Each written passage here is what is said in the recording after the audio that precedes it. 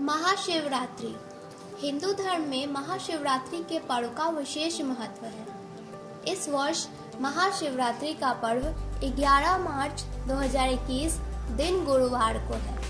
Hindu calendar के 12 मास में 12 शिवरात्रि होती है, लेकिन शिवरात्रि और महाशिवरात्रि में बड़ा अंतर है। सबसे पहले हम ये जानते हैं कि शिवरात्रि और महाशिवरात्रि में क्या अंतर है। तो हिंदू कैलेंडर के प्रत्येक मास के कृष्ण पक्ष की चतुर्दशी तिथि को शिवरात्रि कहा जाता है। यह मासिक शिवरात्रि के नाम से भी प्रचलित है, जबकि फाल्गुन मास की कृष्ण पक्ष की चतुर्दशी तिथि को महाशिवरात्रि के नाम से जाना जाता है। अब हम ये जान लेते हैं कि महाशिवरात्रि क्यों मनाते हैं। तो पौराणिक मान्यताओं के अनुसार माता पार्वती और भगवान शिव का विवाह फाल्गुन मास के कृष्ण पक्ष की चतुर्दशी तिथि को हुई थी। इस तिथि को भगवान शिव और माता पार्वती के महामिलन के उत्सव के रूप में मनाते हैं। शिवरात्रि को कई स्थानों पर रात्रि में बारात भी निकाली जाती है। कहा जाता है कि महाशिवरात्रि के दिन भगवान शिव की पूजा करने से वे जल्दी प्रसन्न होते हैं। एक अन्य पौराणिक कथा के अनुसार महाशिवरात्रि के दिन ही महादेव अपने शिवलिंग रूप में प्रकट हुए थे। तब सबसे पहले ब्रह्मा जी और विष्णु जी ने उनकी विधि पूर्वक पूजा अर्चना की थी। इस वजह से महाशिवरात्रि के दिन विशेष तौर पर शिवलिंग की पूजा करने का महत्व है।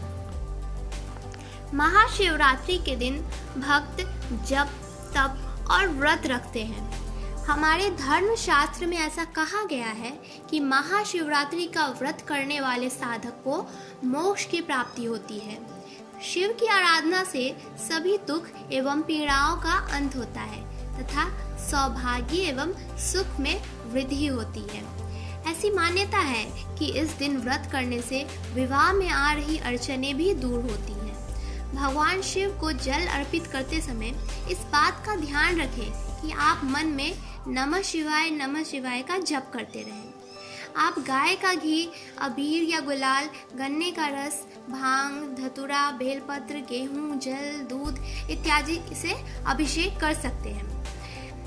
अब हम आपको ये बता देते हैं कि भगवान शिव को कौन कौन सी चीजें न चढ़ाएं। तो भगवान शिव को सफेद पुष्प प्रिय हैं, लेकिन शिव पुराण के मुताबिक सफेद होने के बावजूद केतकी का फूल नहीं चढ़ाया जाता है। दूसरी बात ये कि शंख से शिव जी को जल अर्पित नहीं करना चाहिए। तीसरी बात ये कि तुलसी का प्रयोग ना करें। चौथी बात, शिव जी को तिल भी नहीं चढ़ाना चाहिए। और पांचवी बात ये कि आपको ध्यान रखना है कि अक्षत चढ़ाते समय उसमें टूटे हुए चावल ना हो। यदि आपको फिर भी कुछ समझ में ना आ रहा हो तो आप केवल स्वच्छ निर्मल जल से शिव की अभिषेक कर सकते हैं।